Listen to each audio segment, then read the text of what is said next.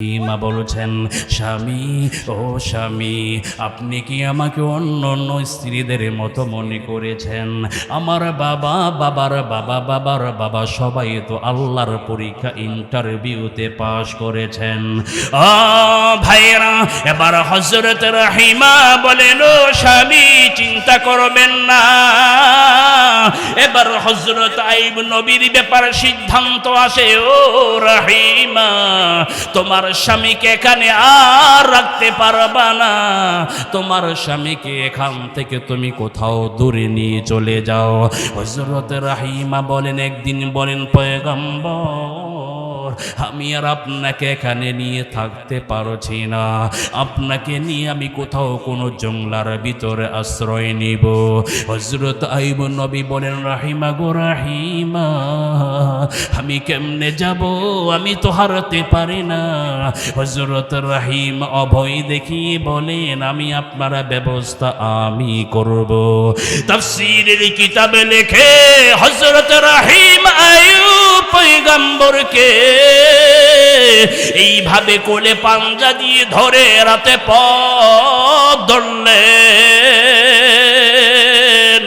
কোথাও জঙ্গলার ভিতরে আশ্রয় নিবে। ও মায়েরা বোনেরা, এবার পথিমধ্যে যাওয়ার পর গভীর রাত, হযরত আইব নবী বলে, রাহিমা একটু দাঁড়াও। বলে, এত রাতে মাঝপথে কেন আবার দাঁড়াবেন? হযরত আইব নবী বুঝেন, রাহিমা যে আল্লাহ আমাকে তো জীবন সুখে রেখেছিলেন, আমি কখনো সুখে থেকে আল্লাহর কুদরতি পায়ে রাতে সেজদা দিতে ভুলি নাই। রাহিমা গো রাহিমা, আমি জানি আমার আল্লাহ মনে হয় আমাকে কোনো পরীক্ষা নিচ্ছেন। হযরত আইব নবী বলেন, ও রাহিমা একটু দাঁড়াও, আমি এখানে আল্লাহর কুদরতি পায়ে সেজদায় পড়ে যাব। হযরত আইব নবী সেখানে আল্লাহর কুদরতি পায়ে সেজদায় পড়ে গেলেন। এবার আমার বাবারা ও মায়েরা বোনেরা, এখান থেকে আমল শিখেন। আমরাও যখন বিপদে পড়ব, আমাদের উচিত গভীর রাতে তাহাজ্জুদের নামাজ পড়া, ঠিক কিনা বলেন? ওয়া মিনাল লাইলি ফাতাহাজ্জাদ বিহি নাফিলাতান লাক আসা আন ইয়াবআসাকা রাব্বুকা মাকামান মাহমুদা।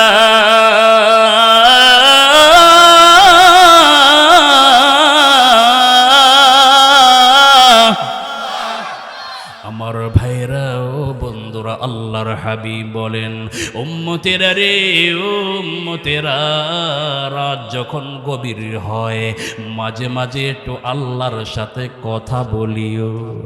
সুবহানাল্লাহ বলেন। ও আমার ভাইরা ও বন্ধুরা, আল্লাহর হাবিবিকে আল্লাহ বলেন, ইয়া রাসূলুল্লাহ, রাত যখন গভীর হয় বান্দা বান্দির দিকে তাকিয়ে থাকি, ওরে বান্দা এমন কেউ আছো নি, আলামিন মুস্তাগফিরিন ফাগফিরলা, আমার কাছে ক্ষমা চাইবা, আমি আল্লাহ তোমাকে মাফ করে দিব। ও এমন কেউ আছো নি, রিজিকের অভাব, আমি আল্লাহর কাছে চাও, আমি আল্লাহ তোমার অভাব অনটন দূর করে দিব। কোন সমস্যায় পড়েছো আমার আদালতে বলো, আমি আল্লাহ তোমার সমস্যার সমাধান করে দেব। জোরে জোরে বলেন সুবহানাল্লাহ। আমাদের জীবনেতে আমল নাই, একটা আমল যে আমাদের জীবনে সমস্যায় পড়লে, বিপদে পড়লে যে একটা আমল আছে, এটা আমরা নাকি জানি না। সালাতুল হাজাত, বিপদ সমস্যায় পড়ে গেলে 2 রাকাত নামাজ আছে, এটা অনেক মুসলমান মানুষই জানে না। কথা বলেন, জানেই না। বিপদে পড়লে যে আল্লাহকে বলতে হয়, একবার আপনার বিবেক দিয়ে চিন্তা করে, আমি আমার বিবেক দিয়ে চিন্তা করেছি, একবার বিবেক দিয়ে চিন্তা করেন, সব কিছু নিয়ে ভালো রাখার মালিককে মাঝে মাঝে বিপদে ফেলে দিবেন তিনি কে? বিশ্বাস আছে? আমার সমস্যা হয়েছে, আমি কত দৌড়ালাম, গাজীপুরে কত কোর্ট কাছারিতে আমরা দৌড়াই, ঢাকায় ভাবে কত জায়গায় আমরা দৌড়াচ্ছি সমস্যায় পড়লে, এক টেবিল থেকে আরেক টেবিল, এক টেবিল থেকে আরেক টেবিল, এক অফিস থেকে আরেক অফিস, কি পরিমাণ সময় আমরা সেখানে দিচ্ছি। একবার নিজেকে প্রশ্ন করেন, যে আল্লাহ আমাকে এতদিন ভালো রেখেছিলেন, সুখে রেখেছিলেন, সে আল্লাহ আজকে যে আমাকে একটা পরীক্ষায় ফেললেন, আমার এই সমস্যার জন্য আজকে কতটা দিন ধরে ঘুরছি, একটা রাত কি আমি আমার মালিককে জানিয়েছিলাম? নিজেকে একটু প্রশ্ন করে। আমি তো আল্লাহকে বলি নাই, আমি তো আল্লাহকে বলি না আমার সমস্যার কথা, আমি শুধু দৌড়াচ্ছি। যদি আমি আল্লাহকে বলতাম আমার সমস্যার সমাধানটা দুনিয়ার সিস্টেমে হবে, কিন্তু আল্লাহর ইশারা এটা খুব সহজ হয়ে যেত। কথা বলেন, একটু নিজেকে চিন্তা করবেন। আমি যে আজকে সারাটা দিন ঘুরতেছি, কালকে আমার একটা সমস্যার সমাধান করতেই হবে। আমার উচিত হলো রাতের গভীর রাতে যায় নামাজটা বিছিয়ে 2 রাকাত নামাজ পড়ে আল্লাহর কাছে বলা, আল্লাহ আমি তো সমস্যায় পড়ে গেছি, তুমি তো উদ্ধার করবা। আল্লাহর কাছে একটু বলে নিলে দেখবেন মনের ভিতরে সারাটা দিন আপনার একটা সাহস যোগাবে, পেরেশানি কমাবে, টেনশন কমাবে। আইয়ুব নবীর মতো বিপদ কোথায়? এত বিপদ তো আর আমার না। আইয়ুব নবী এত টেনশন করছেন না, কারণ ভরসা আছে কার উপরে? কথা বলছেন কার সাথে? সমাধান যা করবেন তিনি কে? এই যে ভরসা আছে বিদায় উনি কিন্তু ইবাদতে গাফলতি করছেন না। আর আমাদের খাবার ঘুম সব বন্ধ হয়ে যায়, কারণ আইয়ুব নবী বলেন কথা আল্লাহর সাথে, আর আমরা কথা বলি না আল্লাহর সাথে, শুধু এদিক সেদিক দৌড়াই। বিশ্বাস করেন আপনার সমস্যার কথাটা 2 রাকাত নামাজ পড়ে আল্লাহকে গভীর রাতে বলেন, আপনার কাজে আমার সামনে সমাধানের জন্য যান। বিশ্বাস রাখেন নামাজের মতো নামাজ হলে, চোখের পানি ছেড়ে আল্লাহর কাছে বলার মতো বলা হলে সারাটা দিন আপনার কাজ চলতে থাকবে, পেরেশানি আল্লাহ দূর করে দেবে। কিছু আমল জীবনে নেন, কিছু আধ্যাত্মিক আমল জীবনে নেন, নেন কিছু আমল, যে আমার এইভাবে সমাধান তো হবে। আমি আল্লাহকে বলে আসি, আমি আল্লাহকে বলে আসি, আমি আল্লাহর সাথে কথা বলেছি, আমার বিশ্বাস আল্লাহ আমাকে ঠেকাবেন না, আল্লাহ আমাকে আটকাবেন না। আপনি বিশ্বাস করেন আপনার টেনশন থাকবে না মনে, আপনি কাজ চালাবেন। ওই যে কাজটা আগে চালাতেন টেনশন নিয়ে, এখন কাজ চালাতেন আপনি টেনশন ছাড়া, আল্লাহ টেনশন দূর করে দেবে। পারা যাবে ইনশাল্লাহ? কথা বলেন, পারা যাবে ইনশাল্লাহ? জিন্দেগি সুন্দর করেন, জিন্দেগি সুন্দর করেন, জীবনের পদ্ধতি চেঞ্জ করেন। চলেন যে কোনো সমস্যা কার কাছে বলবো? জোরে বলেন। জমি জমা যা কিছু আছে, মামলা মোকদ্দমা আল্লাহর কাছে বলবো, বলে আমি সামনে আগাবো। আমার মন বলবে আমি তো গভীর রাতে আল্লাহকে বলে আসছি, আল্লাহ আমাকে ঠেকিয়ে রাখবে না, পথ খুলে দিবে। আল্লাহ আমাদের সে আমলের তৌফিক দান করেন, বলেন আমিন। আমার ভাইরা ও বন্ধুরা, এবার হযরত আইয়ুব নবীকে নিয়ে আমার রাহিমা চলতে লাগলেন।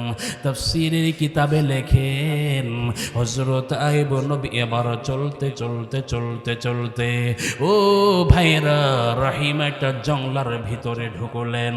হযরত রাহিমা কতগুলো পাতা সংগ্রহ করে আইয়ুব নবীকে থাকার ব্যবস্থা করে দিলেন, কিন্তু খাবার না। হযরত আইয়ুব নবীর খাবার পাবে কোত্থেকে? এবার হযরত রাহিমা বলেন, ও স্বামী আপনি এখানে থাকেন, আমি কাজের সন্ধানে যাই। আমি কোথাও কাজের সন্ধান পেলে সেখান থেকে আপনার খাবারের ব্যবস্থা করব।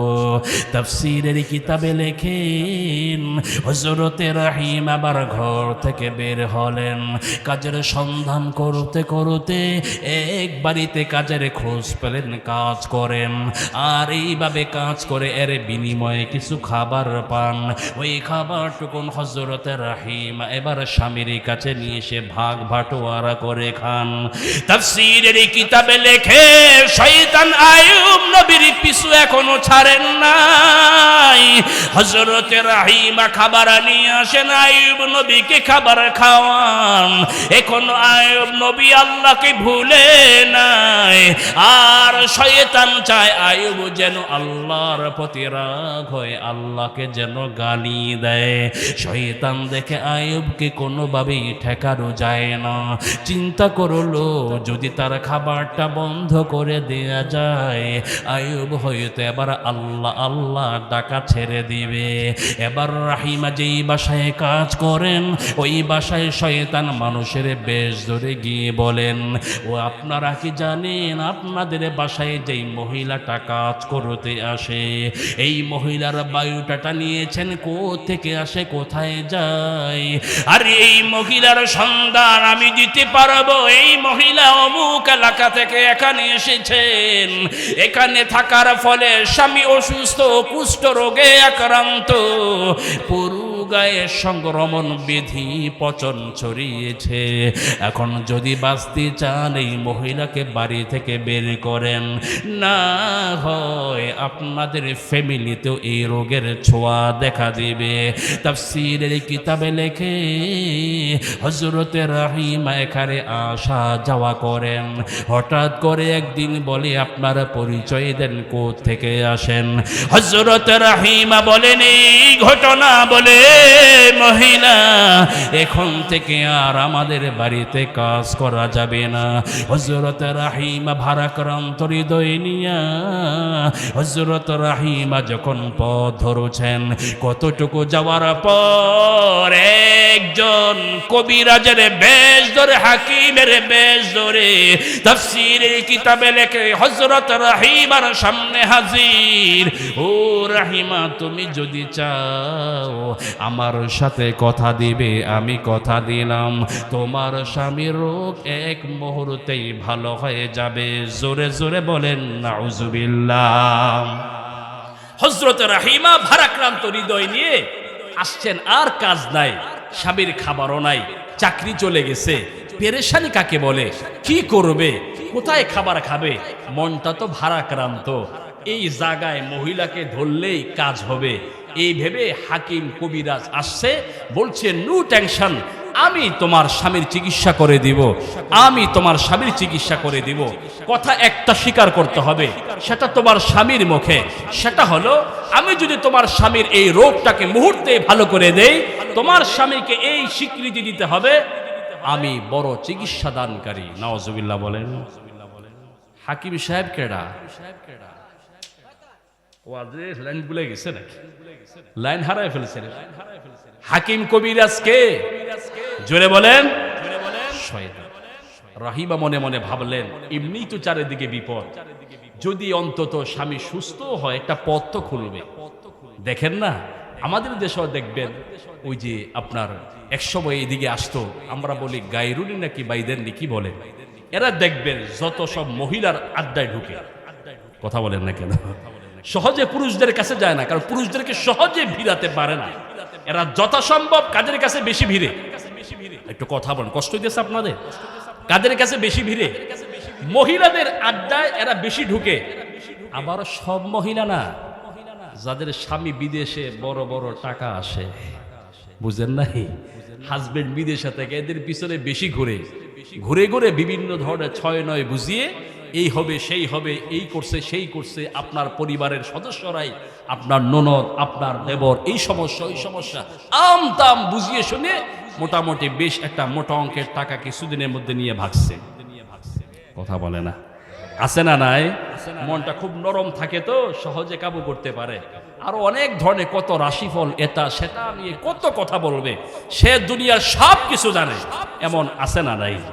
সাবধান, এগুলোতে বিশ্বাস করব না, সব কিছুর মালিককে। কত মানুষ এই যে আজকে ওয়াজ শুনছেন না, আল্লাহর উপরে ভরসার কথা বলছি। আজকে কি বার? রবিবার। আগামী মঙ্গলবার জামালপুর হাই স্কুল মাঠের ভিতরে তোমার আর বাজারটা এখন বসে না, বসে না? আমি জানি না, ছোট্টবেলা আসতাম তো, হয়তো বাহিরে দিকে নদীর পারে বসে এই যে ওয়াজ শুনতেছেন না, এখান থেকে কিছু মানুষ দেখবেন আগামী মঙ্গলবার ডাক দিবে, রাশিফল বের করে গিয়া দাঁড়া দাঁড়া বলবে, চাচা দেখেন তো আমার রাশিফলটা কি? কথা কয় না। আগামী 2 সপ্তাহে কি আমার কোনো বিপদ টিপদ আসবে? 1 মাসের ভিতরে কোনো বিপদ টিপদ কি আসতে পারে? আগামী 1 বছর কি কোনো সমস্যা হতে পারে? একটু রাশিফলটা দেখে দেন তো। এরকম পাবলিক আছে না নাই? কথা বল, আছে না নাই? সব ভুয়াবাজি, সব ভণ্ডামি, এগুলো কিচ্ছু না। সে যদি এত কিছু জানে, টেস্ট করার জন্য একটা কিছু অন্তত করতে পারেন। তাকে তার কাছে গিয়ে তার গালে গিয়ে একটা থাপ্পড় মারবেন। থাপ্পড় মারলে যদি চাচা খেপে যায়, আমাকে থাপ্পড় মারলেন কেন? ভক্তবৃন্দ যারা আছে তারাও তো খেপে যাবে, থাপ্পড় কেন মারলেন তাকে? আপনি একটু জিজ্ঞাসা করবেন, চাচা আপনি এত মানুষের কল্যাণকামী, এত মানুষের রাশিফল বের করে দিচ্ছেন, আগামী সপ্তাহে কি বিপদ আসবে কি আসবে না, 1 বছরে 1 মাসে আপনি কি জানতেন না জামালপুর মাঠে যে আসলে আমি অধমের হাতের থাপ্পড় খেতে হবে? কথা বুঝেন নাই মনে হয়। আপনি এটা বুঝে আসলেন না এখানে যে আমার হাতে থাপ্পড়টা খেতে হবে? আপনি দুনিয়ার আমাদের পুরো জামালপুর ইউনিয়নের সবার খবর জানেন, সবার সব ভাগ্যের কথা বলে দিচ্ছেন, আপনি যে মঙ্গলবার থাপ্পড় খেতে হবে এটা কি জানলেন না? এমন পাবলিক আছে না নাই? কথা বলেন আছে না নাই? এই জন্য মা বোনদেরকে বলি, আজে বাজে ওই গায়রুন্নি বাইদেননি এগুলার পিছনে পড়ে সংসারে অশান্তি করবেন না। বহু পরিবারে এগুলো কারো অশান্তি সৃষ্টি হয়। আল্লাহ আমাদেরকে বুঝ দান করেন, বলেন আমিন। রাগ করতেছেন আপনারা? আমি কি কথা ভুল বললাম? দেখেন হযরত রাহিমা, মহিলা মানুষ, পেরেশান, কি করবে, খাবার নাই, স্বামী অসুস্থ। মনে মনে ভাবলেন পরামর্শটা তো খারাপ না, সাধারণভাবে এটা মাথায় নিলেন। নিয়ে উনি ওনার স্বামীর কাছে গেলেন, হযরত আইয়ুব নবীর কাছে গেলেন। হযরত আইয়ুব নবীর কাছে গিয়ে বললেন, শোনেন আমার তো এই অবস্থা হয়েছে, এখন যে আমি কাজ করে কিছু করব তাও তো আর পারছি না। তবে পথিমধ্যে আসার মাঝে একজন কবিরাজের সাথে দেখা হয়েছে। কবিরাজকে, কথা বলে না, কবিরাজকে। মহিলাদের আল্লাহ আবেগ দিছেন তো একটু বুঝতে সময় লাগে, এর জন্য মহিলাদের সাথে খারাপ ব্যবহার করবেন না, বুঝানোর চেষ্টা করবেন। তো উনি আমাকে বলছেন যদি আমরা ওনাকে শাফি বলে সাক্ষী দেই, শাফি এই সিফত আল্লাহর, জোরে বলেন কার? চিকিৎসার মালিক কে? যদি ওনাকে শাফি বলি তাহলে উনি আমাদের আপনাকে মুহূর্তে সুস্থ করে দিবেন। আর কত বছর? চলেন। আইয়ুব নবী এই কথা শোনা মাত্রই রেগে গেলেন। রেগে বললেন, রাহিমা তোমাকে আমি 100 বেত্রাঘাত করব। কয়টা? জোরে বলেন। আইয়ুব নবী রেগে গেলেন, এমনি তো অসুস্থ মানুষ, যে রেগে গেলেন 100 বেত্রাঘাত করবেন। শুনেছেন কে? জোরে বলেন, শুনেছেন কে?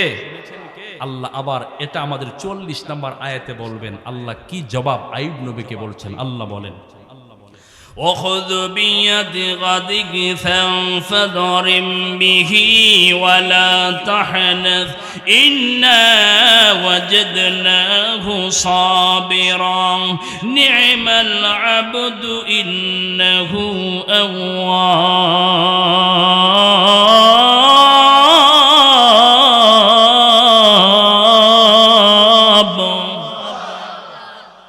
আল্লাহ আইয়ুব যে 100 বাড়ি দিবে, কাকে বাড়ি দিবে? জোরে বলেন। রাহিমাকে বাড়ি দিবে। আল্লাহ সহ্য করেন না, সুবহানাল্লাহ পড়েন। বান্দীদেরকে আল্লাহ বড় পছন্দ করেন, মা বোনদেরকে, আমলি সালেহা যারা আছে এদেরকে আল্লাহ খুব মায়া করেন, খুব মোহাব্বত করেন, আদর করেন। এই মহিলারা যদি 5 ওয়াক্ত নামাজ পড়ে, ঠিক মতো রোজা রাখে, নিজের সতীত্ব পবিত্রতা রক্ষা করে চলে, স্বামীর আনুগত্য করে, এরা খুব সহজে আল্লাহর জান্নাতে চলে যাবে। জোরে বলেন না সুবহানাল্লাহ। নাকি মনটা বেজার যে বউ আগে গেলে কেমনে হুজুর সুবহানাল্লাহ কইতাম টুইতাম না, হিংসা আছে নি আমার? বলেন না সুবহানাল্লাহ। এরা আগে জান্নাতে যাবে। কারণ কি জানেন? পৃথিবীতে আমরা যে কার ইবাদত করি, আল্লাহর ইবাদত যে আমরা করি, এই মানুষদেরকে আল্লাহ মহিলাদের পেটে কষ্ট দিয়ে আল্লাহ দুনিয়া আনছেন, ঠিক কিনা বলেন? কি পরিমাণ কষ্ট একজন মা জানে একটা সন্তান পেটে বহন করা। এই মানুষটা গর্ভ থেকে পৃথিবীতে এসে কার ইবাদত করবে? আল্লাহ বান্দিকে কষ্ট দিয়ে দুনিয়াতে মানুষ পাঠান। এই জন্য এদের আমলও সহজ রেখেছেন, আল্লাহ এদেরকে খুব সহজে আল্লাহর জান্নাতে ঢুকায় দিবেন। তো আল্লাহ সহ্য করেন নাই। 44 নম্বর আয়াত আল্লাহ বলবেন, আইয়ুব আমি কিন্তু সহ্য করছি না। আল্লাহ কসম করলাম, করব কি? আল্লাহ বলে 44 নম্বর আয়াতে সমাধান দিব। সুবহানাল্লাহ বলেন। কষ্ট দিয়েছে আপনাদের? এখনো তো মাত্র এই তো 41ই চলতেছে। আল্লাহ তাওফিক দান করেন, বলেন আমিন। চলেন আমার ভাইয়েরা ও বন্ধুরা, হযরতে রাহিমার প্রতি আইয়ুব নবী রাগ করেছেন, রাহিমা তুমি এমন করে কেন বললা? আমাকে যিনি শেফা দিবেন বলেন তিনি কে? ও ভাইরা, আমার মায়েরা, বোনেরা, ভালো করে মনে রাখবেন, হযরত আইয়ুব নবী এবার জঙ্গলায় আছেন, রাহিমা যা আছে খাবার চলছে, মনে মনে ভাবলেন আমি কোথায় কাজে যাব। এবার হযরত রাহিমা চিন্তা করলেন, তখনকার সময় শরীয়তে মাথার চুল বেচা কেনা করা বৈধ ছিল। ও ভাইরা, হযরত রাহিমা মনে মনে ভাবলেন আমি যাই কোথাও আমার মাথার কতটুকু চুল বিক্রি করি, যদি এটা বিক্রি করি অন্তত কিছু খাবার এনে স্বামীকে দিতে পারবো। হযরত রাহিমা এবার চলে গেলেন, মাথার অর্ধেক পরিমাণ চুল কেটে বিক্রি করে দিলেন। এবার যখন খাবার নিয়ে আইয়ুব পয়গম্বরের সামনে আসবে, হযরত রাহিম আসার আগে আইয়ুব নবীকে শয়তান ধোকায় ফেলে দিতে চায়। হযরত আইয়ুব পয়গম্বরকে বলেন, ও আইয়ুব তুমি কি জানো তুমি যে এখানে বসে বসে অসুস্থ হয়ে খাবার খাও, এই খাবার কোত্থেকে আসে? হযরত আইয়ুব নবী জানেন রাহিম আমার জন্য মানুষের বাড়ি কাজ করে করে খাবার আনেন। এবার শয়তান বুঝায়, ও আইয়ুব না না, তোমার স্বামীগুলো মানুষের বাড়ি থেকে চুরি করে করে এনে খাওয়ান। বলে এটা কেমন কথা বললা? বলে তোমার যদি বিশ্বাস না হয় তুমি তোমার স্ত্রীর মাথার কাপড় সরিয়ে দেখবা। হযরতে রাহিমার মাথায় চুল কাটা, মানুষের বাড়ি এইভাবে অপরাধ করতে গিয়েছিল, ধরা পড়েছে, এই জন্য এমনটা করেছে। এবার হযরতে রাহিমা যখন চুল বিক্রির বিনিময়ে এইভাবে খাবার নিয়ে আসেন, হযরত আইয়ুব পয়গম্বর বলেন, এ রাহিমা আজকে খাবার খাবো না, আগে তোমার মাথার কাপড় সরাও। হযরত রাহিম এবার মাথার কাপড় সরান। আইয়ুব পয়গম্বর দেখেন মাথার অর্ধেক চুল নাই। রাহিমা গো রাহিমা, তুমি নাকি মানুষের বাড়ি থেকে চুরি করে এনে খাবার খাওয়াও। এবার হযরত রাহিমার মনটা ভেঙে যায়। ও ভাইরা, হযরত আইয়ুব নবীর এই কথায় মা রাহিমার মনটা ভেঙে যায়, আর আল্লাহকে বলেন, ও আল্লাহ আমি আমার স্বামীর জন্য কত কষ্ট করি, আজকে স্বামী না বুঝে আমার ব্যাপারে কেমন করে এমন কথা বললেন। আল্লাহ ইশারা করে আইয়ুবকে বললেন, আইয়ুব না না, তুমি রাহিমাকে বুঝিয়ে দাও তোমার বেগম সাহেবা চুরি করে তোমাকে খাওয়ায় না, বরং তার মাথার চুল বিক্রি করে করে তুমি স্বামী আইয়ুবের জন্য খাবারের ব্যবস্থা করে। জোরে জোরে বলেন সুবহানাল্লাহ। ও আমার ভাইরা, ও মায়েরা, বোনেরা, আমি বুঝাতে চাই শয়তান যেমন আইয়ুব নবী রাহিমাকে নিয়ে হিংসা করে, আজ অনেক দাম্পত্য জীবন এমন অশান্তির আগুনে শুধু আশেপাশের মানুষের শয়তানের কারণে পরিবারে আগুন জ্বলে। বুঝেন নাই মনে হয়? আইয়ুব নবী বলেছেন, উনি তদন্ত করেন নাই, শুধু বলে ফেললেন। ওই যে একজন বলছে তুমি মনে হয় চুরি করো। আজও দেখবেন সুন্দর একটা সংসার চলছে, কানে কানে কথা ছড়ায় আর চগলখড়ি করে, স্বামী স্ত্রীর মধ্যে ফাটল ধরায়, পাশের প্রতিবেশী হিংসা করে। আছে না নাই? বোন চায় না যে আমার ভাই ভাবিকে নিয়ে সুখে থাকুক, ভাই চায় না যে আমার ছোট ভাই তার বউকে নিয়ে সুখে থাকুক। এমন প্রতিহিংসা সমাজে পরিবার আছে না নাই? কথা বল আছে না নাই? এর জন্য আমি যেটা বুঝাতে চাচ্ছি, আমাদের পিছনে কিন্তু এই সংসার সুন্দর জিন্দেগি নষ্টের পিছনে মানুষরূপী শয়তানও আছে না নাই? স্বামী হিসাবে কোন একটা কথা স্ত্রী ব্যাপারে আসলে না জেনে না বুঝে তাকে মিথ্যা অপবাদ দেব না, একটু যাচাই করব ঘটনাটা কি, কোত্থেকে এই কথার সূত্রপাত। একজন স্বামী হিসাবে আমাকে অবশ্যই সচেতন হতে হবে। অপরদিকে একজন স্ত্রী মহিলাকে স্বামীর ব্যাপারে যা তা আপনার অন্য কোনো মহিলা এসে বলছে, আপনিও স্বামীকে ইচ্ছে করে এভাবে না বুঝেন, যাচাই না করে মিথ্যা অপবাদ দিতে যাবেন না। একটু যাচাই করবেন কারণটা কি, কোত্থেকে সূত্রপাত। যদি এইভাবে সংসারটা চালায়, আশা করি মানুষরূপী শয়তানও আমাদের ক্ষতি করতে পারবে। আল্লাহ আমাদের পরিবারগুলো হেফাজত করেন, বলে না আমিন। আসেন, হযরত আইয়ুব নবীকে আল্লাহ ইশারা দিলেন, রাহিমাকে বলেন, রাহিমা আমি বুঝতে পারি নাই, ঠিক আছে চলতেছেন, চলতে চলতে এভাবেই জিন্দেগি চলছে। এবার আবার কিছুদিন পর খাবারের যতটুকু ছিল খাবার শেষ। তখনকার সময় তো মানুষের খাবার দীর্ঘ সময় লাস্টিং করত। এখন তো আমাদের খাবার দুপুরে রান্না করলে রাতেই পচা পচা গন্ধ আসে। কথা বলেন না কেন? আগের বরকত অনেকটাই চলে গেছে। এখন আর বাবা আগের বরকত নাই। আগে যেই পরিমাণ ফসল এক পাই জমিতে হতো, এখন আর ওই পরিমাণ ফসল হয় না। বলবেন হুজুর কে বলছে? আপনি কি কৃষিখাতে নামেন? আপনি কি বুঝবেন? আপনি ওয়াজ করে যান, হ্যাঁ আগের চেয়ে ভালো হয়, হ্যাঁ আগের চেয়ে ভালো হয়। এমনিতে বরকতের সেই খাবার হয় না। কোন খাবার হয়? মেডিসিন ব্যবহার করলে ধান বেশি হয়। ওই মেডিসিন ব্যবহার করতে করতে এই কীটনাশক মেডিসিন ব্যবহার করে এই খাবার খেলে আমাদের পেটও, লিভার, কিডনি, স্টমাক, পাকস্থলী সব শেষ। বরকত নেই। দীর্ঘস্থায়ী খাবার থাকতো, খাবারটা লাস্টিং করতো ভালো সময়। তো এবার খাবার শেষ পর্যায়ে আবার রাহিমা বের হলেন। এরই মাঝে তাফসীরি কিতাবে লেখে হযরত আইয়ুব নবীর দুজন বাল্য বন্ধু ছিল। বাল্য বন্ধু, দুই বন্ধু, এক বন্ধু আরেক বন্ধুকে বলছে, আমাদের বন্ধু আইয়ুব তো আজকে প্রায় 18টা বছর ধরে সব কিছু হারায়া এখন মুমূর্ষ অবস্থায় আছে। এক বন্ধু বলেই ফেললো, আইয়ুব তো আসলেই ভালো ছিল, মনে হয় জীবনে তার কোনো একটা বড় কোনো অন্যায় পাপ করছে, যে পাপের কারণে আজকে তাকে 17 থেকে 18 বছর আল্লাহ বিপদে ফেলেছেন। জোরে বলেন না নাউজুবিল্লাহ। আপনাদের কষ্ট হইতেছে? আমার কথাগুলি বুঝতেছেন? আমি ধারাবাহিক কথাগুলি বলছি, ভালো করে বুঝেন। আমাদের অনেক কিছু শিক্ষণীয় আছে, যদি মাঝখানে শিক্ষণীয় বিষয়গুলো আমরা একটু নেই আমাদের জীবনে। এই কথা এক বন্ধু বলল যে হয়তো তার জীবনে সে কোনো পাপ করছে, এই জন্যই শাস্তি।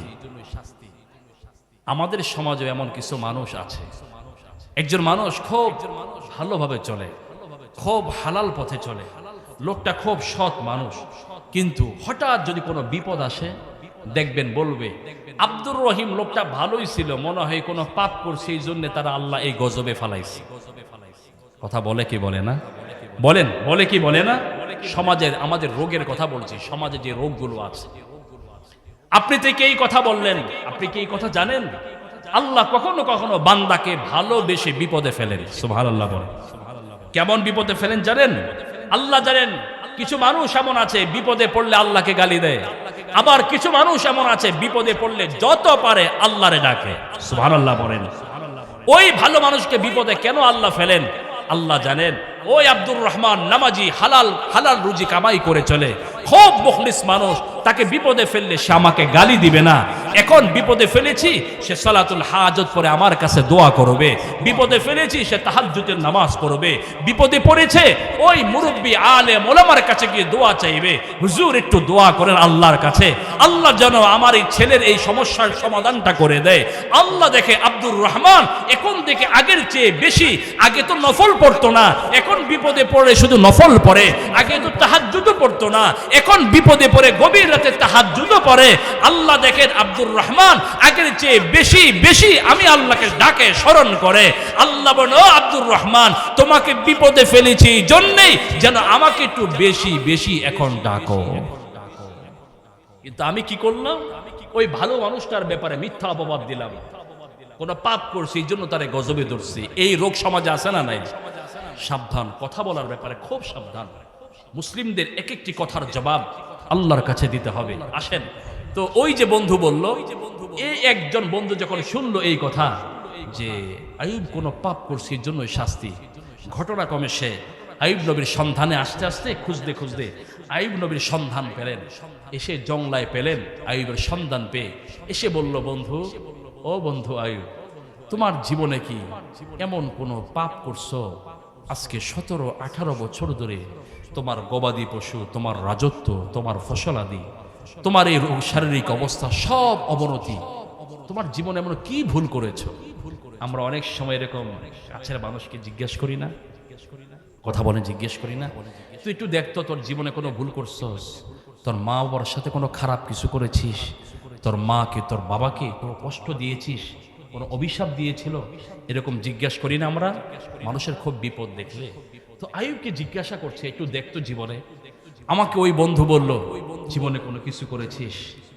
এই কথাটা শোনার পরে হযরত আইয়ুব নবীর মনটা আরো ভেঙে গেল, খুব কষ্ট পেলেন, খুব কষ্ট পেয়ে আল্লাহকে বলেন, আল্লাহ আজকে 17-18 বছর বিপদে ধৈর্য ধরে আছি, আজকের কথাটা আমি আর সইতে পারছি না, আমার ব্যাপারে মানুষ খারাপ ধারণা করছে, আল্লাহ তুমি আমার ইজ্জতের মালিক, তুমি আমার ব্যবস্থা করে দাও। আমার ভাইয়েরা ও বন্ধুরা, হযরত আইয়ুব নবী যখন এই কথা বললেন, হযরত আইয়ুব নবী বললেন, মাবুদ গো মাবুদ, 17-18 বছর হয় আমি সব হারিয়ে ফেললাম, আমি তোমার প্রতি একটু রাগ করি নাই, তোমার গোলামিও ছাড়ি নাই, মাবুদ মাবুদ গো, তবে আজকে আমার ব্যাপারে যে অপবাদ আমি শুনেছি, আমার বড় কষ্ট হয়, আমি সইতে পারি না, তুমি একটা ব্যবস্থা করে দাও, আল্লাহ গো তুমি আমার ইজ্জতের মালিক, তুমি এই কথাটা পরিষ্কার করে দাও। এবার হযরত আইয়ুব নবীর কাছে আল্লাহ জিবরিলকে পাঠালেন, ও জিবরিল,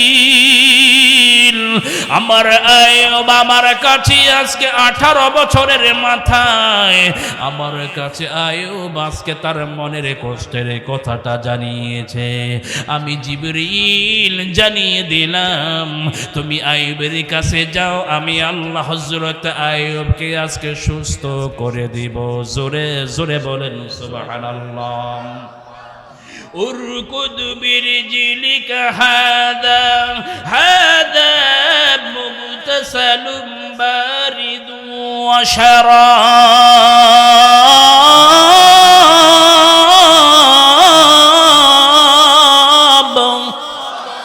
আল্লাহ বলেন, জিবরিল ও জিবরাইল, আমার আইয়ুবের কাছে গিয়ে বলো, আইয়ুব তুমি যে কথা বলেছো আল্লাহ তোমার কথা কবুল করে নিয়েছেন। ও আইয়ুব, আল্লাহ বলেন, উরকুদু বিরিজলিক, তুমি তোমার পা দিয়ে জমিনে আঘাত করো। আল্লাহু আকবার বলেন। এবার আইয়ুব পয়গম্বর যখন জমিনে আঘাত করেছে দুটো পা দিয়ে, আল্লাহ এবার জমিনকে হুকুম দেন, ও জমিন, আল্লাহর কথা শুনবে, কথা বলে শুনবে, আবো আতশ খাকে বাদু বান্দায়াম, আবো আতশ খাকে বাদু বান্দায়াম, বামানো তো মুর্দা বাহক জিন্দায়া। আল্লাহর তামাম সৃষ্টি আল্লাহর কথা শোনে, আমরা মানুষ তো যে বেহুশ, আল্লাহর কথা ভালো করে শুনি না, ঠিক কিনা বলেন? আল্লাহ বলেন, জমিন যেখানে তোমাকে আঘাত করা হয়েছে দুটো জায়গায়, এখানে দুটো জায়গায় দুটি ঝর্ণার ফোয়ারা পানির ব্যবস্থা করে দাও। আল্লাহ হুকুম দিয়েছেন, সেখানে পানির ব্যবস্থা হয়ে যায়।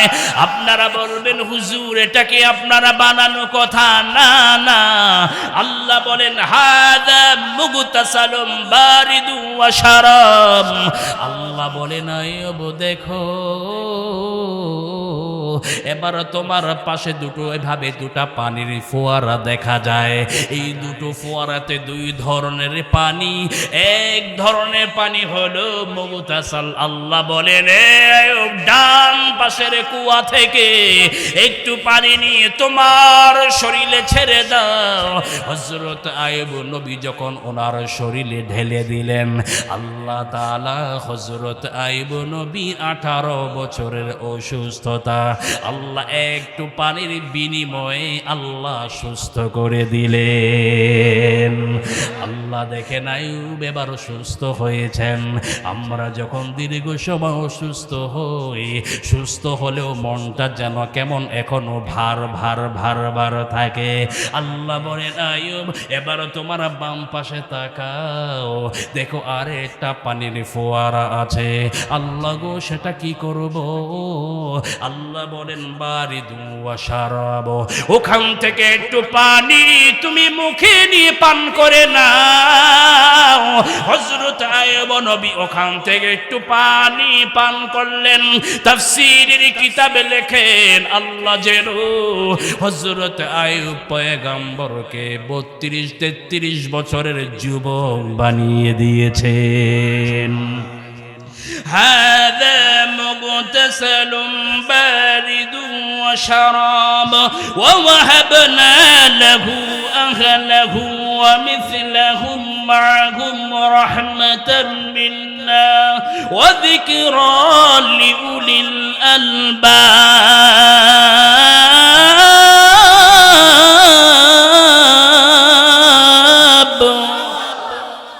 আল্লাহ বলেন দুটা পানির ফোয়ারা তৈরি করে দিলাম, এর জন্য সাবধান, কারো ব্যাপারে মিথ্যা অপবাদ দিব না।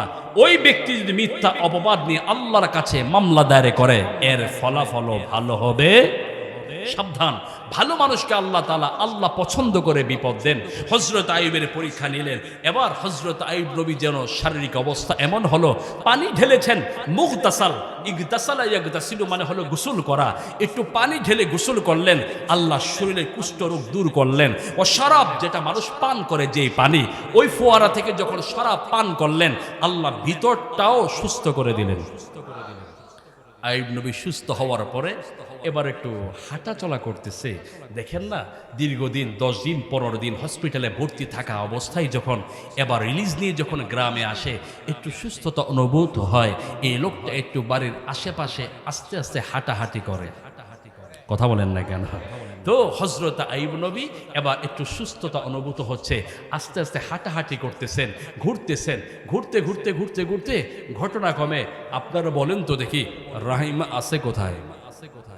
কথা বলেন। ও আজকে ভুলে গেছেন নাকি? আপনার কষ্ট হইতেছে আপনাদের? আমি তো ধারাবাহিক কথা বলে, একটু বুঝার চেষ্টা করেন। রাহিমা আছে কোথায়? ওই যে কোথাও যদি পাই চুল বিক্রি করে একটু তারপরে খাবারের ব্যবস্থা করব। এরই মাঝে কাম সেরে ফেলেছেন আল্লাহ, সুবহানাল্লাহ বলেন। সুস্থ হয়ে গেছেন। আইয়ুবও ঘুরতেছেন, ঘুরতে ঘুরতে সুস্থ মানুষ তো অনেক দূর হাইটে চলে যাচ্ছেন। হাঁটতে হাঁটতে ঘটনা কবে এবার রাহিমা এখানে আসছেন। এসে দেখেন স্বামী তো আর এখানে নাই, পেরেশান।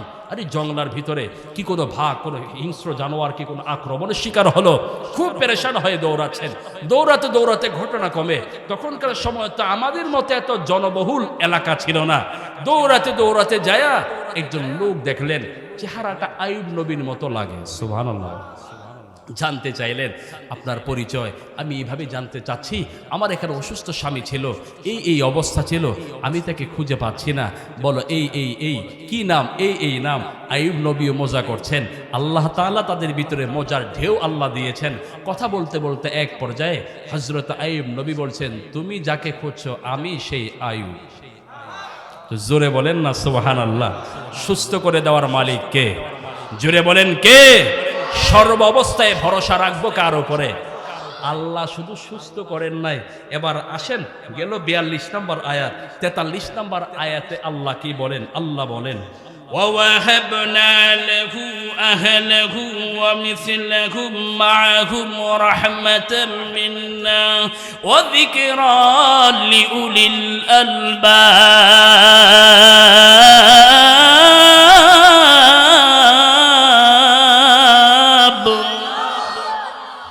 আল্লাহ বলেন আইয়ুবকে শুধু সুস্থ করে নাই, ধৈর্যের বিনিময় as-sabru thawabuhu al-জান্নাহ। নবীজি বলছেন বিপদ বালা মুসিবত আসবে, ধৈর্য ধরে মোকাবেলা করো, বিনিময়ে আল্লাহ জান্নাত দিয়ে দিবে। আল্লাহ বলে শুধু মুগতাসাল গোসলের পানি দেই নাই, শারাব শুধু খাবারের পানি দিয়ে সুস্থ করি নাই। ওয়াহাবনা লাহু আহলাহু, আমি তার পরিবার ফিরিয়ে দিলাম। ওমিসলাহু মাহুম রাহমাতাম মিন্না, ঠিক আগের মতোই আমি আল্লাহ স্পেশাল আরো রহমত দান করলাম।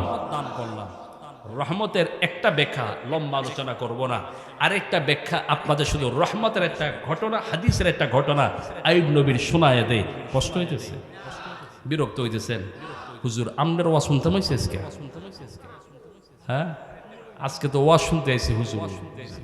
ওই কি জানি মুতাসিম বিল্লাহ ভাই, ওনার ওয়াজ শুনবো। হ্যাঁ, কষ্ট হইতেছে? হুজুরকে নিয়ে আসবেন কখন? হ্যাঁ, কষ্ট হইতেছে না তো? তাহলে একটু সংক্ষেপে শেষ করবো ইনশাআল্লাহ, কষ্ট দিব না। একটু মোহাব্বতে আল্লাহ পাকের জিকির করে আল্লাহ আল্লাহ আল্লাহ।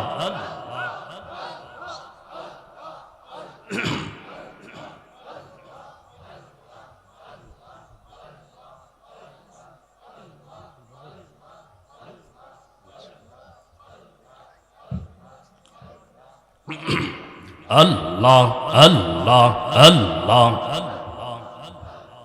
হয় না হয় না, আল্লাহ আল্লাহ আল্লাহ আল্লাহ।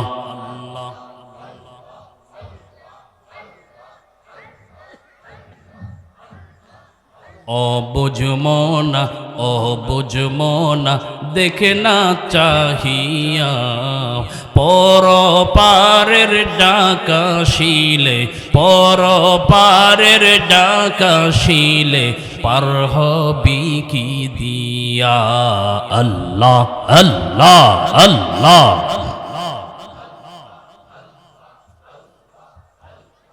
ও বুঝমনা দেখে না চাহিয়া, ও বুঝমনা দেখে না চাহিয়া, পরকালের ডাকা শিলে, পরকালের ডাকা শিলে, পার হবি কি দিয়া। আল্লাহ আল্লাহ আল্লাহ আল্লাহ।